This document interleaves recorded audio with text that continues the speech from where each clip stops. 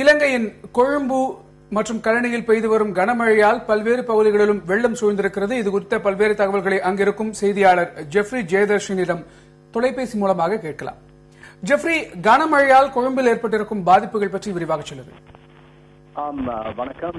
தற்போது இந்த கழனி, அதாவது கம்பஹா மாவட்டம், அதாவது மேல் மாகாணத்தினுடைய கம்பஹா மாவட்டத்தில் இருக்கக்கூடிய இந்த கழனி ஆற்றின் நீர்மட்டம் தற்போது வெகுவாக அதிகரித்திருக்கிறது. அதாவது நாகலகம் வீதியில இந்த நீர்மட்ட அளவீட்டு மானில இந்த 7 அடி உயரத்துக்கு இந்த நீர்மட்டம் அதிகரித்திருக்கிறதாக நீர்ப்பாசன திணைக்களம் குறிப்பிட்டிருக்கிறாங்க. இது பாரிய வெள்ள நிலைமைக்கான அறிகுறி என கொழும்பு பிராந்தியத்துக்கான நீர்ப்பாசன பொறியியலாளர் குறிப்பிட்டிருக்கிறாரு. இதனால இந்த கழனி ஆற்று அண்மித்த தாழ்நில பகுதிகளில் உள்ளவர்கள் அவதானத்துடன் செயற்படுமாறு நீர்ப்பாசன பொறியியலாளர் கோரிக்கை விடுத்திருக்கிறார். இதனால் அந்த பகுதி முற்றாக, அதாவது குறிப்பாக இந்த கழனி கங்கைக்கு அண்மித்த இருமருங்கிலும் இருக்கிறதான பிரதேசங்கள் அனைத்தும் முற்றாக வெள்ளத்தில் மூழ்கி இருக்கிறது.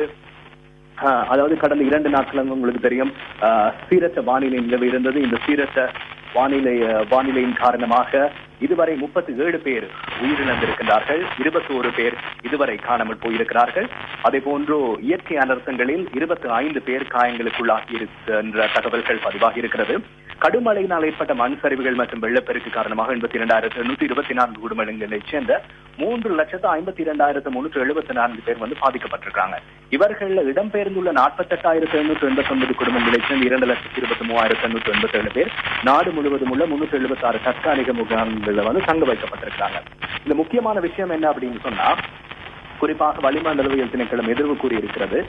வடமாகாணத்தினுடைய, அதாவது காங்கேசன் துறைக்கு 400 கிலோமீட்டர் தொலைவில் இந்த தாழமுக்கம் தற்போது மையம் கொண்டிருக்கிறது. இதனால் இந்த வடமாகாணத்தின் குறிப்பாக யாழ்ப்பாணம், கிளிநொச்சி, முல்லைத்தீவு போன்ற மாவட்டங்களுடைய மழை நிலை குறைவடைந்திருக்கிறது.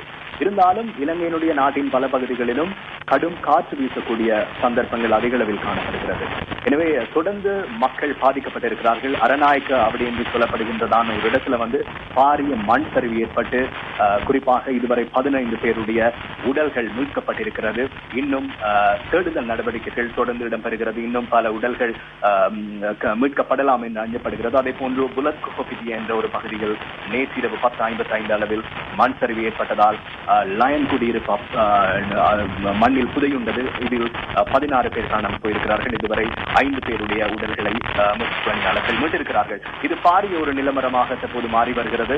குறிப்பாக இலங்கையினுடைய, நான் ஏற்கனவே குறிப்பிட்டது போல, கொழும்பு, அதாவது கம்பஹா மாவட்டத்தில், அதாவது கொழும்பின் மேல் மாகாணத்தில் 2 மாவட்டங்கள் இருக்கிறது. அதில் கொழும்பு, கம்பஹா. இந்த கம்பஹா மாவட்டத்தில் தான் இந்த கழனி என்று சொல்லக்கூடியதான இந்த கங்கை காணப்படுகிறது. இதற்கு அருகில் உள்ள மக்கள் அனைவரும் பாதிக்கப்பட்டிருக்கிறார்கள். குறிப்பாக வெள்ள நீர் சூழ்ந்த நிலையில், குறிப்பாக அவர்களுடைய குடியிருப்புகளில் குறிப்பாக 4 அடி உயரத்துக்கு நீர்மட்டம் நிரம்பி காணப்படுகிறது.